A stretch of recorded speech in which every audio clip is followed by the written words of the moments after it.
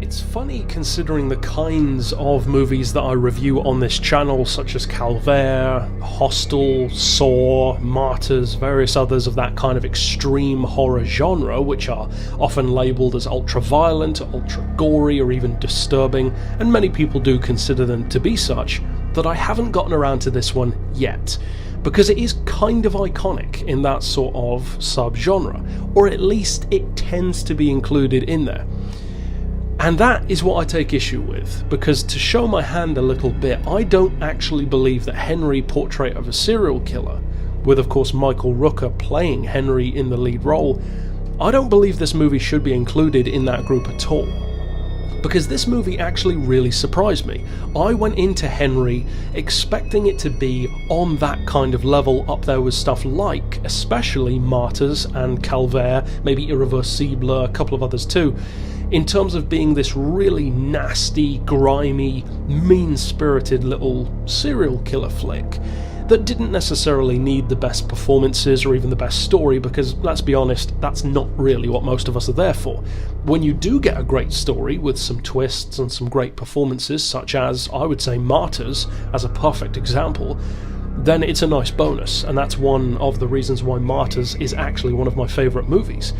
On this occasion, I would definitely not say that Henry is going to be one of my favourites, but at the same time, I would strongly recommend that if you are a extreme horror fan, or a fan of more mean-spirited horror, it is one that you should check out. Now, chances are, because it is a cult classic in this kind of genre and subgenre, you probably already have.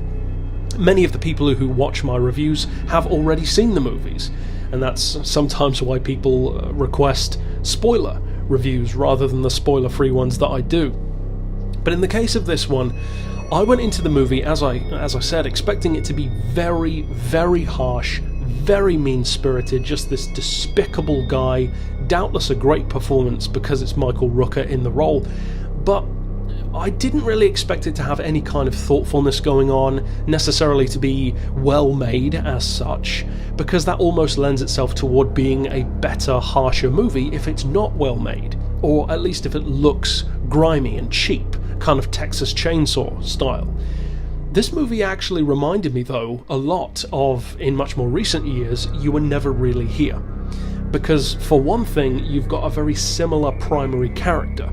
Just like Joaquin Phoenix in You Were Never Really Here, Henry, who of course is partially based on the real-life serial killer, or claimed serial killer, Henry Lee Lucas, who is kind of notorious, I believe, for claiming that he did crimes and murders that he didn't actually do, or at least that there isn't any evidence of, which ties in, funnily enough, into this movie, and I'll get into that in a second.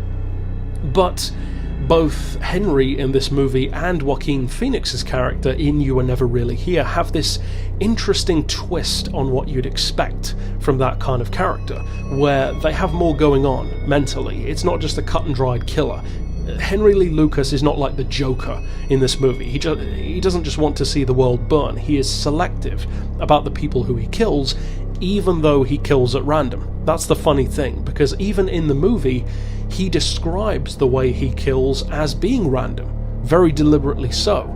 But it's not for the sake of picking random people, it's for the sake of that being a good tactic. He still picks each person who he kills based on being at that location and choosing them. So it's not really random at all, it's random within his preset guidelines of generally killing women. And he does make exceptions, but not very often. Now, as far as how the movie plays out, if it's worth checking out, well, that's the interesting thing. Because as I said, I did fully expect it to be super, super harsh. One of these nasty little films that may be disturbing, it kind of has that reputation, but sometimes movies like Saw or Hostel, as I've discussed before, and certainly the first Human Centipede is a perfect example, they don't really deserve the reputation that they have. So is that the case here? Well, to some degree, yes. That's the kind of ironic thing about Henry to me, because this is not a particularly gory film.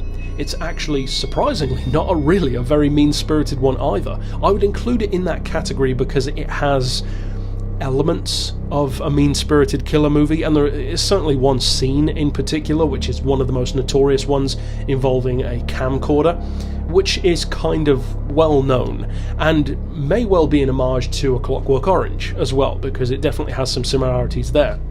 Now, as usual, I have not checked out much backstory as far as this movie goes. I like to go into a movie relatively fresh, without knowing a huge amount about it, or about the backstory, or about what the director was trying to achieve, or what they were trying to say, because it's easy to appreciate a movie when you've been told what the director was trying to do.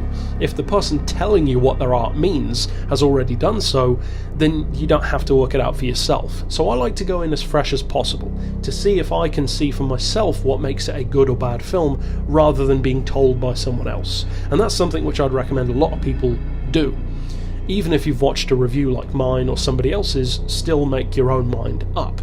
So I'm not sure if this was inspired by the actual Henry Lee Lucas, and I can't recall if Otis Toole is a real character or not. I think he might be a real guy, but don't quote me on that because it's a little hazy. But because of the fact that some of these claims that he made are not necessarily true, in the movie there's a very interesting way of these murders being shown that again takes me back to what I said about it mirroring You Were Never Really Here. And I'm not sure if You Were Never Really Here was intended to pay homage to this film, but if it wasn't, it certainly does it by mistake, you could say. Because just like in that movie, you actually don't see many of the murders being done.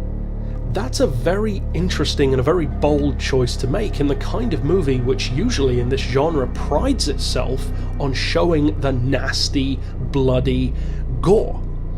This movie 9 times out of 10 does not show the violence, it shows the aftermath, and even with the aftermath, it's relatively brief, not always particularly gory, and almost artistic. That is an interesting choice to make, and it's a very similar one, as I said, to Joaquin Phoenix or the movie itself, more so than his character in You Were Never Really Here. Now, did I like that choice? As it happens, yes I did, because it makes the movie more thoughtful than it easily could have been. On the other hand, it makes it kind of awkward to recommend this movie to the kind of audience who would typically want to see it, because if you are one of these ultra gore fiends, which of course I am myself, my favourite movie after all is The Thing, which is full of skin-ripping gore, but if you're expecting that, you will actually probably be disappointed by this movie, because there's not much gore, and it has what I would call British violence, because British movies tend to revolve more around knife and blunt object violence rather than guns, because of the gun laws here in the UK compared to America. In America, a lot of the violence is explosions and guns, bullets, grenades, stuff which just blows people away and gets the job done. It's kind of a faceless way of killing. It's fast, it's loud, it's efficient. Pretty much America in a nutshell. England, on the other hand, because, as I said, of our laws, we tend to use stuff like sharpened objects, blunt objects, shivs, knives. It has just more innate nastiness to it. It's up close and personal, it's grimy, it's gritty, it's more savage.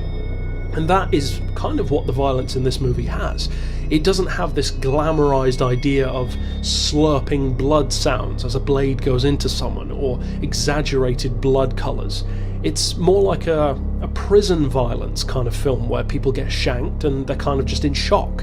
That's the way violence should be shown if you want it to be realistic. So if you want your realistic violence, this is the movie to go for. If you're expecting Hostel or Saw or Martyrs, then you definitely do not get that. Now, as far as the story goes itself, the reason why I haven't gotten to that yet is because, in a similar way to Terrifier, there kind of isn't one. There isn't really much of a plot to this film at all. It just revolves around Henry Lee Lucas, or just Henry I believe in the film, and Otis, just going about their sad, meaningless little daily lives. Henry is already a killer, Otis is not aware of this, and Otis's sister comes into play because she comes to stay with them for a while. Which of course plays in very interestingly with the fact that I said that Henry likes to kill women. So how does that plan out? How does that pan out? Well, of course you have to watch the movie to see, but it's an interesting little dynamic between the three of them in particular, and it's easily what makes the movie worth watching. The violence doesn't, the story certainly doesn't, the soundtrack and the gore effects, what little of them there are, definitely don't. It really is the performances and the interplay between those three characters that make this movie worth checking out at all. Now, I haven't actually watched any of the sequels yet, all of which I believe have different actors. I don't think that Michael Rooker returned. I may be mistaken, but I don't think so. So I would not be surprised if they're not as good. They're certainly not talked about as much, so it wouldn't surprise me at all. But for this one at least, I really liked, as I said, the performances, the interplay, even the casting. They have this flawed realness to them. They do feel like real people. And in his own way, Henry almost has this strange morality to him, where he technically doesn't have any morals, but he has something. You couldn't call it morals, but more of a god complex, I guess, of choosing who to kill, and also choosing who not to kill.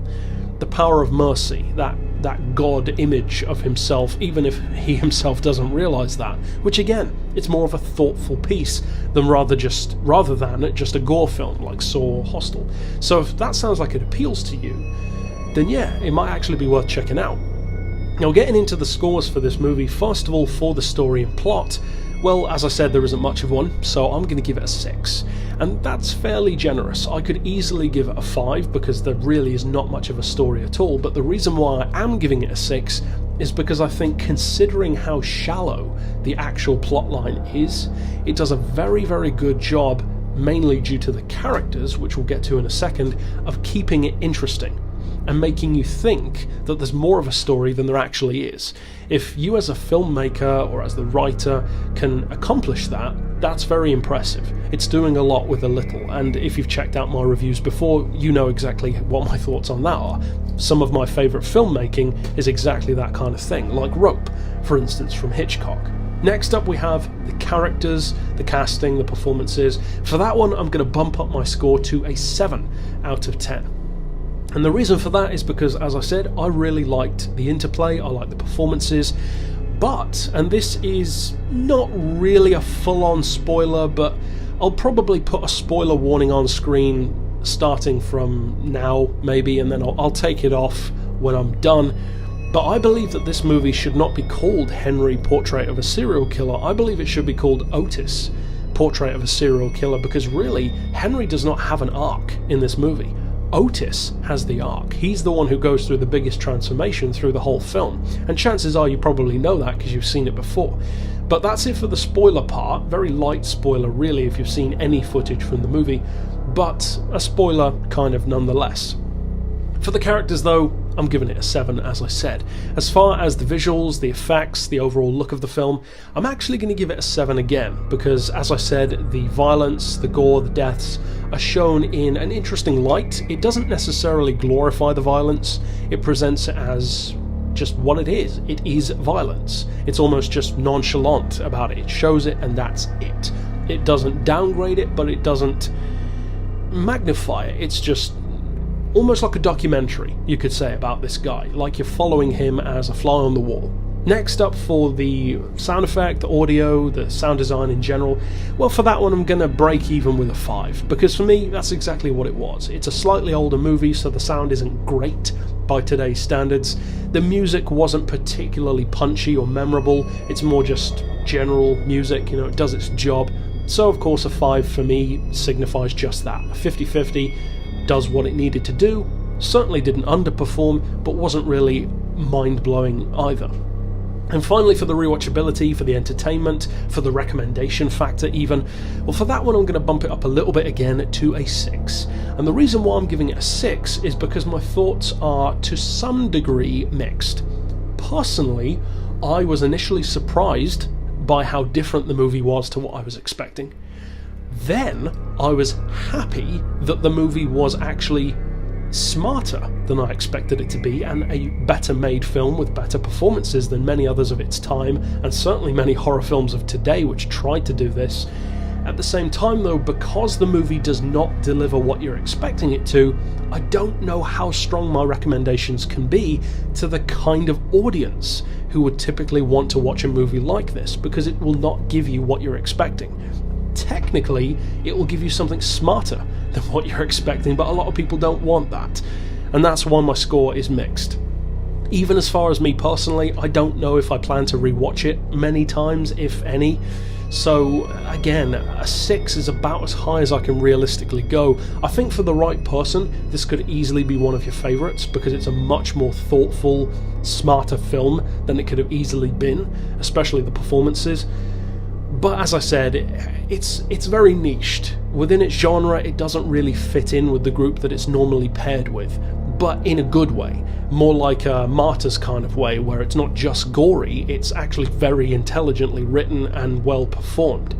So it's an interesting quandary to have. The film is almost too good for me to rate it higher, in a very weird kind of way. But overall, as a tabulation of all 5 of those categories put together, I'm giving Henry, Portrait of a Serial Killer, a 3.1 out of 5, which feels kind of disappointing to me. I would love to score it even higher, but analytically and objectively, I just don't feel that I can. I don't see how I could really improve any of those scores. The only one that I might be able to talk myself into improving would maybe be the performances, up to, let's say, an 8. So in fact, let's do that. Let's give it an 8 instead of a 7, because it is really those 3 performances, the sister, Otis and Henry, who really magnify the film. They make it so much better than it easily could have been. So you know what? I am giving it an 8, bumping up the total score to a 3.2, which of course works out to a 6.4 out of 10. That's not bad at all for this kind of